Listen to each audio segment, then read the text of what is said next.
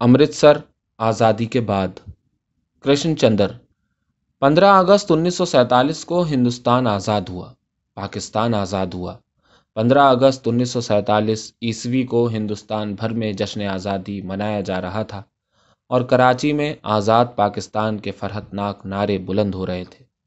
15 अगस्त 1947 को लाहौर जल रहा था और अमृतसर में हिंदू मुस्लिम सिख अवाम फ़िरका वाराना फसाद की हौलनाक लपेट में आ चुके थे, क्योंकि किसी ने पंजाब के अवाम से नहीं पूछा था कि तुम अलग रहना चाहते हो या मिलजुल के, जैसा तुम सदियों से रहते चले आए हो।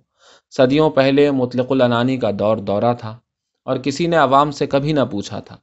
फिर अंग्रेज़ों ने अपने साम्राज्य की बुनियाद डाली और उन्होंने पंजाब से सिपाही और घोड़े अपनी फ़ौज में भर्ती किए और उसके इवज़ पंजाब को नहरें पेंशनें अता फरमाईं। लेकिन उन्होंने भी पंजाबी अवाम से ये सब कुछ पूछ के थोड़ा ही किया था। इसके बाद सियासी शऊर आया और सियासी शऊर के साथ जमहूरियत आई और जमहूरियत के साथ जमहूरी सियासतदां आए और सियासी जमातें आईं। लेकिन फैसला करते वक्त उन्होंने पंजाबी अवाम से कुछ न पूछा। एक नक्शा सामने रखकर पंजाब की सरजमीन के नोके कलम से दो टुकड़े कर दिए। फैसला करने वाले सियासतदां गुजराती थे, कश्मीरी थे, इसलिए पंजाब के नक्शे को सामने रख के उस पर कलम से एक लकीर, एक हद फासिल कायम कर देना उनके लिए ज़्यादा मुश्किल न था। नक्शा एक निहायत ही मामूली सी चीज़ है। 8 आने रुपए में पंजाब का नक्शा मिलता है। उस पर लकीर खींच देना भी आसान है, एक कागज़ का टुकड़ा, एक रोशनाई की लकीर। वो कैसे पंजाब के दुख को समझ सकते थे, उस लकीर की माहियत को जो उस नक्शे को नहीं पंजाब के दिल को चीरती हुई चली जा रही थी। पंजाब के 3 मजहब थे, लेकिन उसका दिल एक था। लिबास एक था, उसकी ज़बान एक थी, उसके गीत एक थे, उसके खेत एक थे, उसके खेतों की रूमानी फ़िज़ा और उसके किसानों के पंचायती वलवले एक थे। पंजाब में वो सब बातें मौजूद थीं जो एक तहजीब, एक देश, एक कौमियत के वजूद का अहाता करती हैं। फिर किस लिए उसके गले पर छुरी चलाई गई, हमें मालूम न था। हमें बड़ा अफसोस है।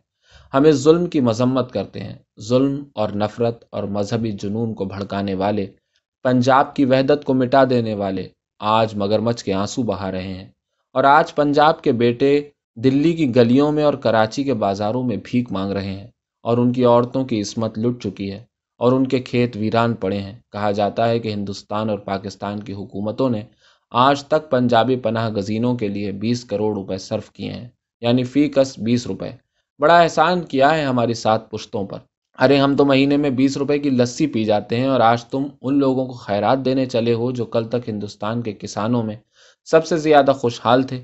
जमहूरियत के परस्तारों, ज़रा पंजाब के किसानों से, उसके तालिब इल्मों से, उसके खेत मजदूरों से, उसके दुकानदारों से, उसकी माओं, बेटों और बहुओं से पूछ तो लिया होता कि इस नक्शे पर जो काली लकीर लग रही है उसके मुतालिक तुम्हारा क्या ख्याल है। मगर वहाँ फिक्र किसको होती है। किसी का अपना देश होता, किसी का अपना वतन होता, किसी की अपनी ज़बान होती, किसी के अपने गीत होते, तो वो समझ सकता कि ये गलती क्या है और उसका खुमियाजा किसे भुगतना पड़ेगा। ये दुख वही समझ सकता है जो हीर को रांझे से जुदा होते हुए देखे, जो सोहनी को महिवाल के फिराक में तड़पता देखे, जिसने पंजाब के खेतों में अपने हाथों से गेहूं की सब्ज बालियां उगाई हों और उसके कपास के फूलों के नन्हे चांदों को चमकता हुआ देखा हो। ये सियासतदां क्या समझ सकते उस दुख को। जमहूरियत के सियासतदां थे ना। खैर, ये रोना बरना रहता है, इंसान को इंसान होने में बहुत देर है। और फिर एक हेच मदान अफसाना निगार को इन बातों से क्या। उसे ज़िंदगी से, सियासत से, इल्म फ़न से, साइंस से, तारीख़ व फ़लसफ़े से क्या लगाओ। उसे क्या गरज कि पंजाब मरता है या जीता है, औरतों की मुसीबतें बर्बाद होती हैं या महफूज रहती हैं, बच्चों के गले पर छुरी फेरी जाती है या उन पर मेहरबान होठों के बोसे सख्त होते हैं। उसे इन बातों से अलग होकर कहानी सुनाना चाहिए, अपनी छोटी मोटी कहानी जो लोगों के दिलों को खुश कर सके। ये बड़े बोल उसे जेब नहीं देते।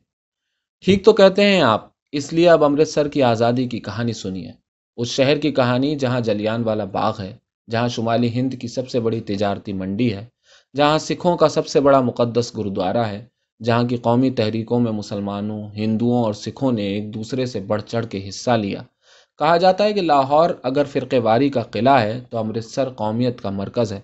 उसी कौमियत के सबसे बड़े मरकज़ की दास्तान सुनिए। 15 अगस्त 1947 ईस्वी को अमृतसर आज़ाद हुआ। पड़ोस में लाहौर जल रहा था, मगर अमृतसर आज़ाद था और उसके मकानों, दुकानों, बाज़ारों पर तिरंगे झंडे लहरा रहे थे। अमृतसर के कौम परस्त मुसलमान उस जश्न आज़ादी में सबसे आगे थे। کیونکہ وہ آزادی کی تحریک میں سب سے آگے رہے تھے۔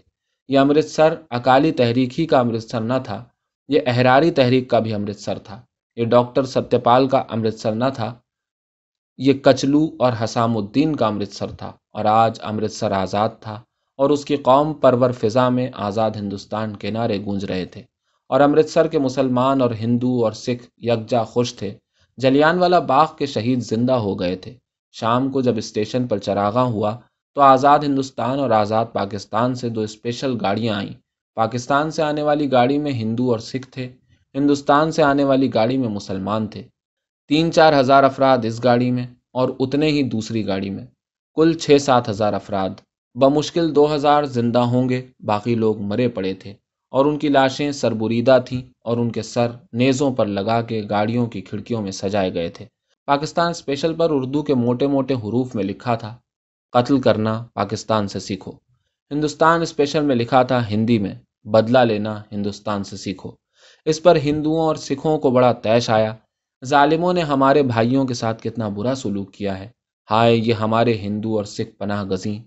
اور واقعی ان کی حالت بھی قابل رحم تھی۔ انہیں فوراً گاڑی سے نکال کر پناہ گزینوں کے کیمپ میں پہنچایا گیا، اور سکھوں اور ہندوؤں نے مسلمانوں کی گاڑی پر دھاوا بول دیا۔ یعنی اگر نہتے نیم مردہ مہاجرین پر حملے کو دھاوا کہہ سکتے ہیں تو واقعی یہ دھاوا تھا۔ آدھے سے زیادہ آدمی مار ڈالے گئے، تب کہیں جا کر ملٹری نے حالات پر قابو پایا۔ گاڑی میں ایک بڑھیا عورت بیٹھی تھی اور اس کی گود میں اس کا ننھا پوتا تھا۔ راستے میں اس کا بیٹا مارا گیا، اس کی بہو کو جاٹ اٹھا کر لے گئے تھے، اس کے خاوند کو لوگوں نے بھالوں سے ٹکڑے ٹکڑے کر دیا تھا۔ اب وہ چپ چاپ بیٹھی تھی، اس کے لبوں پر آہیں نہ تھیں، اس کی آنکھوں میں آنسو نہ تھے، اس کے دل میں دعا نہ تھی، اس کے ایمان میں قوت نہ تھی۔ وہ پتھر کا بت بنی چپ چاپ بیٹھی تھی، جیسے وہ کچھ سن نہ سکتی تھی، کچھ دیکھ نہ سکتی تھی، کچھ محسوس نہ کر سکتی تھی۔ بچے نے کہا، دادی اماں پانی۔ دادی چپ رہی۔ بچہ چیخا، دادی اماں پانی۔ دادی نے کہا، بیٹا پاکستان آئے گا تو پانی ملے گا۔ بچے نے کہا، دادی اماں کیا ہندوستان میں پانی نہیں ہے؟ دادی نے کہا، بیٹا اب ہمارے دیس میں پانی نہیں ہے۔ بچے نے کہا، کیوں نہیں ہے؟ مجھے پیاس لگی ہے، میں تو پانی پیوں گا۔ پانی پانی پانی۔ دادی اماں پانی پیوں گا، میں پانی پیوں گا۔ پانی پیو گے؟ ایک اکالی رضاکار وہاں سے گزر رہا تھا، اس نے خوشمگی نگاہوں سے بچے کی طرف دیکھا۔ پانی پیو گے نا؟ ہاں، بچے نے سر ہلایا۔ نہیں نہیں، دادی نے خوف زدہ ہو کر کہا، یہ کچھ نہیں کہتا آپ کو، یہ کچھ نہیں مانگتا آپ سے، خدا کے لیے سردار صاحب اسے چھوڑ دیجئے، میرے پاس اب کچھ نہیں ہے۔ اکالی رضاکار ہنسا، اس نے پائیدان سے رستے ہوئے خون کو اپنی اوک میں جمع کیا اور اسے بچے کے قریب لے جا کر کہنے لگا، لو پیاس لگی ہے تو یہ پی لو، بڑا اچھا خون ہے، مسلمان کا خون ہے۔ دادی پیچھے ہٹ گئی، بچہ رونے لگا۔ دادی نے بچے کو اپنے پیلے دوپٹے سے ڈھک لیا اور اکالی رضاکار ہنستا ہوا آگے چلا گیا۔ دادی سوچنے لگی، کب یہ گاڑی چلے گی میرے اللہ، پاکستان کب آئے گا؟ ایک ہندو پانی کا گلاس لے کر آیا، لو پانی پلا دو اسے۔ لڑکے نے اپنی باہیں آگے بڑھائیں، اس کے ہونٹ کانپ رہے تھے، اس کی آنکھیں باہر نکلی پڑتی تھیں، اس کے جسم کا رواں رواں پانی مانگ رہا تھا۔ ہندو نے گلاس ذرا پیچھے سرکا لیا، بولا، اس پانی کی قیمت ہے، مسلمان بچے کو پانی مفت نہیں ملتا، اس گلاس کی قیمت 50 روپے ہے۔ 50 روپے؟ دادی نے عاجزی سے کہا، بیٹا میرے پاس تو چاندی کا ایک چھلا بھی نہیں ہے، میں 50 روپے کہاں سے دوں گی؟ پانی پانی پانی تو مجھے دو، پانی کا گلاس مجھے دے دو۔ دادی اماں دیکھو یہ ہمیں پانی پینے نہیں دیتا۔ مجھے دو مجھے دو، ایک دوسرے مسافر نے کہا۔ یہ لو میرے پاس 50 روپے ہیں۔ ہندو ہنسنے لگا، یہ 50 روپے تو بچے کے لیے تھے، تمہارے لیے اس گلاس کی قیمت 100 روپے ہے، 100 روپے دو اور یہ پانی کا گلاس پی لو۔ اچھا یہ 100 روپیہ ہی لے لو۔ لو۔ دوسرے مسلمان مسافر نے 100 روپیہ ادا کر کے گلاس لے لیا اور اسے غٹا غٹ پینے لگا۔ بچہ اسے دیکھ کے اور بھی چلانے لگا، پانی پانی، دادی اماں پانی، ایک گھونٹ اسے بھی دے دو خدا اور رسول کے لیے۔ مسلمان مسافر نے گلاس خالی کر کے اپنی آنکھیں بند کر لیں۔ گلاس اس کے ہاتھ سے چھوٹ کر فرش پر جا گرا اور پانی کی چند بوندیں فرش پر بکھر گئیں۔ بچہ گود سے اتر کر فرش پر چلا گیا۔ پہلے اس نے خالی گلاس کو چاٹنے کی کوشش کی، پھر فرش پر گری ہوئی چند بوندوں کو، پھر زور زور سے چلانے لگا، دادی اماں پانی پانی۔ پانی موجود تھا اور پانی نہیں تھا۔ ہندو پناہ گزین پانی پی رہے تھے اور مسلمان پناہ گزین پیاسے تھے۔ پانی موجود تھا اور مٹکوں کی قطاریں اسٹیشن کے پلیٹ فارم پر سجی ہوئی تھیں اور پانی کے نل کھلے تھے اور بھنگی آبدست کے لیے پانی ہندو مسافروں کو دے رہے تھے، لیکن پانی نہیں تھا، نہیں تھا تو مسلمان مہاجرین کے لیے، کیونکہ پنجاب کے نقشے پر ایک کالی موت کی لکیر کھینچ دی گئی تھی، اور کل کا بھائی آج دشمن ہو گیا تھا، اور کل جس کو ہم نے بہن کہا تھا آج وہ ہمارے لیے طوائف سے بھی بدتر تھی، اور کل جو ماں تھی آج بیٹے نے اس کو ڈائن سمجھ کر اس کے گلے پر چھری پھیر دی تھی۔ پانی ہندوستان میں تھا اور پانی پاکستان میں بھی تھا، لیکن پانی کہیں نہیں تھا، کیونکہ آنکھوں کا پانی مر گیا تھا، اور یہ دونوں ملک نفرت کے صحرا بن گئے تھے، اور ان کی تپتی ہوئی ریت پر چلتے ہوئے کارواں باد سموم کی بربادیوں کے شکار ہو گئے تھے۔ پانی تھا مگر سراب تھا۔ جس دیس میں لسی اور دودھ پانی کی طرح بہتے تھے وہاں آج پانی نہیں تھا، اور اس کے بیٹے پیاس سے بلک بلک کر مر رہے تھے، لیکن دل کے دریا سوکھ گئے تھے، اس لیے پانی تھا اور نہیں بھی تھا۔ پھر آزادی کی رات آئی۔ دیوالی پر بھی ایسا چراغاں نہیں ہوتا، کیونکہ دیوالی پر تو صرف دیے جلتے ہیں، یہاں گھروں کے گھر جل رہے تھے۔ دیوالی پر آتش بازی ہوتی ہے، پٹاخے پھوٹتے ہیں، یہاں بم پھٹ رہے تھے اور مشین گنیں چل رہی تھیں۔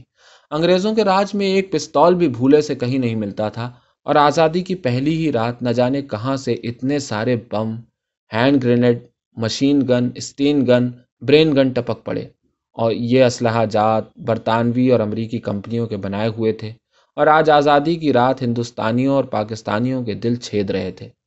لڑے جاؤ بہادروں، مرے جاؤ بہادروں، ہم اسلحہ جات تیار کریں گے، تم لوگ لڑو گے، شاباش بہادروں، دیکھنا کہیں ہمارے گولہ بارود کے کارخانوں کا منافع کم نہ ہو جائے، گھمسان کا رن رہے تو مزہ ہے۔ چین والے لڑتے ہیں تو ہندوستان اور پاکستان والے کیوں نہ لڑیں؟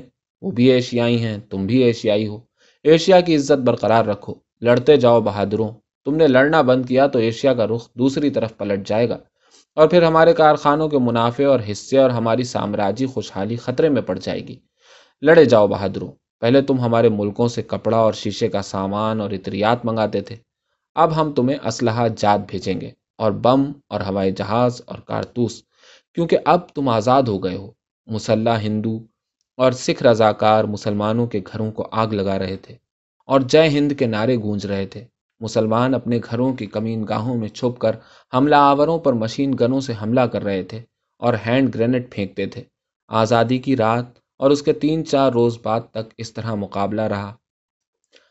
پھر سکھوں اور ہندوؤں کی مدد کے لیے آس پاس کی ریاستوں سے رضاکار پہنچ گئے، اور مسلمانوں نے اپنے گھر خالی کرنے شروع کیے۔ گھر، محلے، بازار جل رہے تھے، ہندوؤں کے گھر اور مسلمانوں کے گھر اور سکھوں کے گھر، لیکن آخر میں مسلمانوں کے گھر سب سے زیادہ جلے، اور آخر ہزاروں کی تعداد میں مسلمان اکٹھے ہو کر شہر سے بھاگنے لگے۔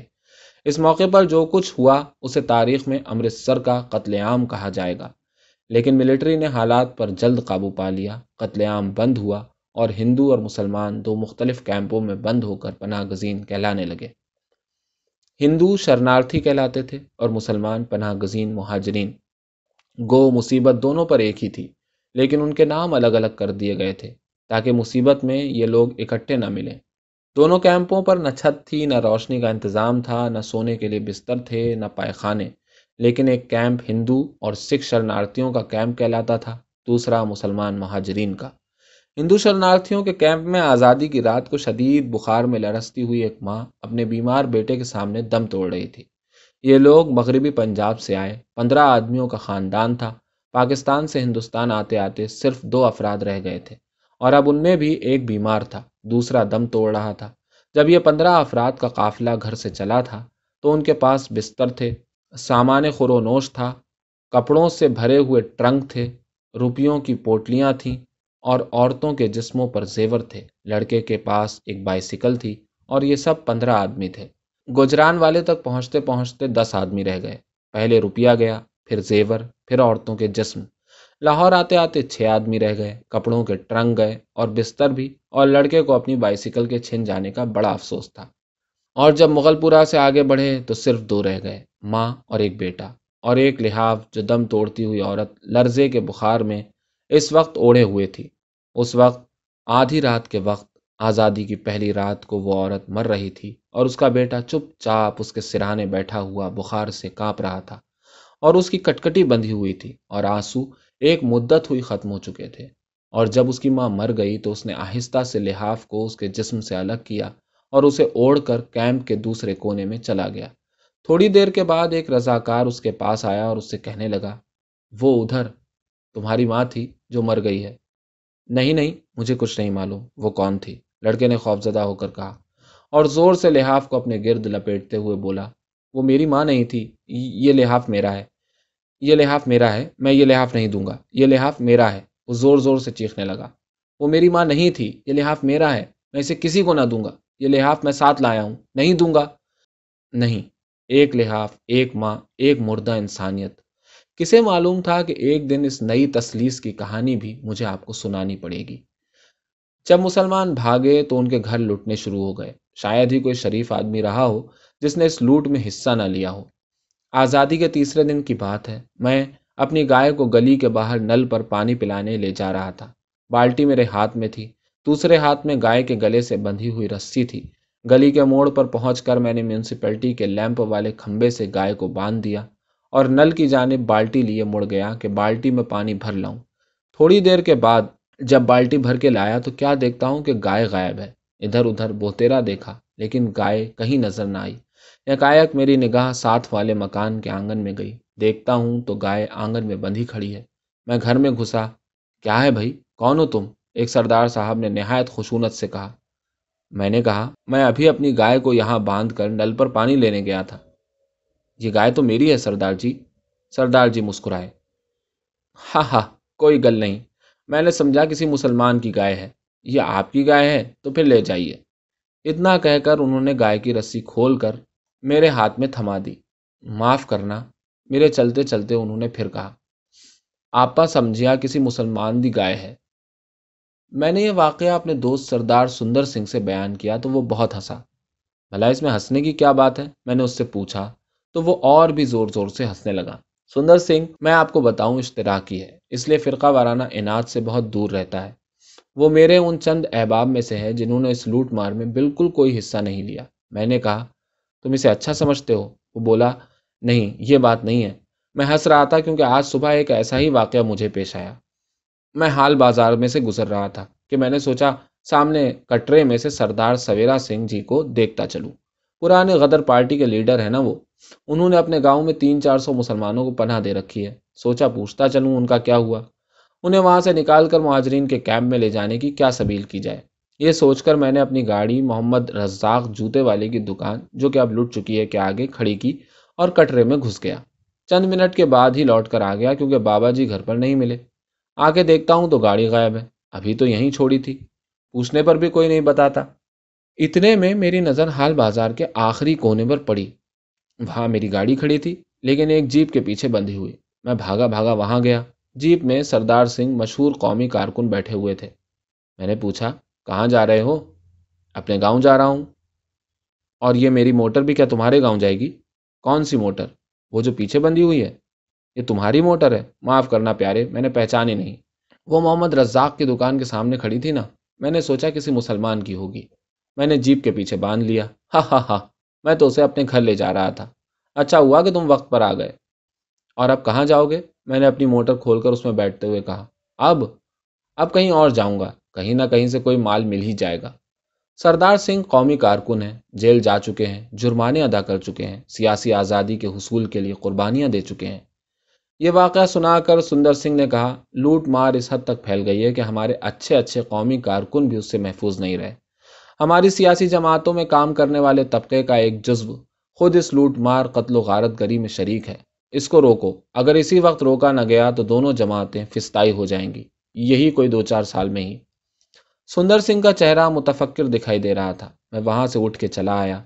रास्ते में खालसा कॉलेज रोड पर एक मुसलमान अमीर की कोठी लूटी जा रही थी। असबाब के लदे हुए छकड़े मुख्तलिफ ग्रोह ले जा रहे थे। मेरे देखते देखते चंद मिनटों में सब मामला खत्म हो गया। सड़क पर चलने वाले हिंदू और सिख राहगीर भी कोठी की तरफ भागे, लेकिन पुलिस के सिपाहियों को वहां से निकलते देखकर ठिठक गए। पुलिस के सिपाहियों के हाथों में चंद जुराबें थीं और रेशमी टाइयां। एक कोट हैंगर पर मफलर पड़ा हुआ था। उन्होंने मुस्कुराकर लोगों से कहा, अब कहाँ जाते हो? वहां तो सब कुछ पहले ही खत्म हो चुका। एक महाशय जो शक्ल सूरत से आर्य समाजी मालूम होते थे और मेरे सामने ही कोठी की तरफ भागे थे, अब मुड़कर मेरी तरफ देखकर कहने लगे, देखिए साहब, दुनिया कैसी पागल हो गई है। मेरे करीब से एक दूध बेचने वाला भैया गुजरा। बेचारे के हिस्से में चंद किताबें आई थी, वो उन्हें लिए जा रहा था। मैंने पूछा, इन किताबों का क्या करोगे? पढ़ सकते हो? ना बाबूजी। फिर? उसने किताबों की तरफ गुस्से से देखा, बोला, हम क्या करें बाबूजी, जिधर जाते हैं लोग पहले ही अच्छा अच्छा सामान उठा ले जाते हैं, हमारी तो किस्मत ही खराब है बाबू। उसने फिर किताबों को गुस्से से देखा। उसका इरादा था उन्हें यहीं सड़क पर फेंक दे। फिर उसका इरादा बदल गया। वो मुस्कुरा कर कहने लगा, कोई बात नहीं, ये मोटी मोटी किताबें चूल्हे में खूब जलेंगी, रात के भोजन के लिए लकड़ियों की जरूरत नहीं। बड़ी अच्छी किताबें थीं, सब चूल्हे में गईं। अरस्तू, सुकरात, अफलातून, रोसो, शेक्सपियर सब चूल्हे में चले गए। दोपहर के करीब बाजार सुनसान पड़ने लगे। कर्फ्यू होने वाला था। मैं जल्दी जल्दी कूचा रामदास से निकला और मुकद्दस गुरुद्वारे को ताज़ीम देता हुआ अपने घर की जानिब बढ़ गया। रास्ते में अंधेरी गली पड़ती है जहां जलियान वाले बाग के रोज लोगों को घुटनों के बल चलने पर मजबूर कर दिया गया था। मैंने सोचा, मैं इस गली से क्यों न निकल जाऊं, ये रास्ता ठीक रहेगा। मैं उसी गली की तरफ घूम गया। ये गली तंग है और यहाँ दिन को भी अंधेरा सा रहता है। यहाँ मुसलमानों के 8-10 घर थे, वो सब जला दिए गए या लूटे गए थे। दरवाजे खुले थे, खिड़कियां टूटी हुई, कहीं कहीं छतें जली हुई। गली में सन्नाटा। गली के फर्श पर औरतों की लाशें पड़ी थीं। मैं पलटने लगा। इतने में किसी के कराहने की आवाज आई। गली के बीच में लाशों के दरमियान एक बुढ़िया रेंगने की कोशिश कर रही थी। मैंने उसे सहारा दिया। पानी बेटा। मैं ओक में पानी लाया।